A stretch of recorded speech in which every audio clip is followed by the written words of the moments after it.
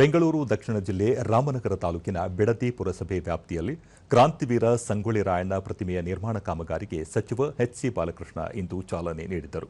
Greater Bengaluru ಅಭಿವೃದ್ಧಿ ಪ್ರಾಧಿಕಾರದ ಅಧ್ಯಕ್ಷ ಗಾಣಕಲ್ ನಟರಾಜ್ ಸೇರಿದಂತೆ ಹಲವು ಮುಖಂಡರು ಉಪಸ್ಥಿತರಿದ್ದರು.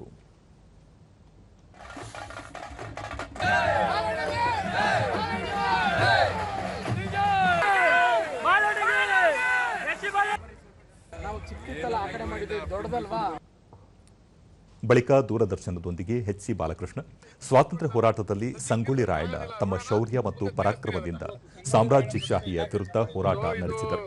ಅವರ ಅಪ್ರತಿಮ ಧೈರ್ಯ ಮತ್ತು ಸಾಹಸ ಯುವ ಜನತೆಗೆ ದಾರಿದೀಪವಾಗಿದೆ ಎಂದರು.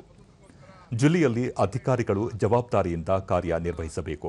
ಜನರ ಆಶೋತ್ತರಗಳಿಗೆ ಪೂರಕವಾಗಿ ಕೆಲಸ ಮಾಡಬೇಕು. ತಪ್ಪಿದಲ್ಲಿ ಅಧಿಕಾರಿಗಳ ವಿರುದ್ಧ ಕ್ರಮ ಕೈಗೊಳ್ಳಲಾಗುವುದು ಎಂದು ತಿಳಿಸಿದರು. ಸಂಗೊಳ್ಳಿ ರಾಯಣ್ಣ ಯಾರು, ಅವರು ಸ್ವತಂತ್ರಕ್ಕೋಸ್ಕರ ಏನ್ ಮಾಡಿದ್ರು ಅಂತ ಹೇಳಿ ಇವತ್ತು ನಾವೆಲ್ಲ ನೆಮ್ಮದಿಯಾಗಿ ಜೀವನ ಮಾಡ್ತಾ ಇದೀವಿ ಅಂತ ಹೇಳಿದ್ರೆ ಅದಕ್ಕೆ ಪ್ರಮುಖವಾದಂತ ಕಾರಣ ಇಂಥ ಹೋರಾಟಗಾರರು. ಅದಕ್ಕೆ ಅವ್ರನ್ನ ನೆನೆಸ್ಕೊಳ್ಳೋಕ್ಕೋಸ್ಕರ ನಾವು ಇವತ್ತು ರಾಯಣ್ಣನವರ ಪ್ರತಿಮೆಯನ್ನು ಸ್ಥಾಪನೆ ಮಾಡಿದ್ವಿ.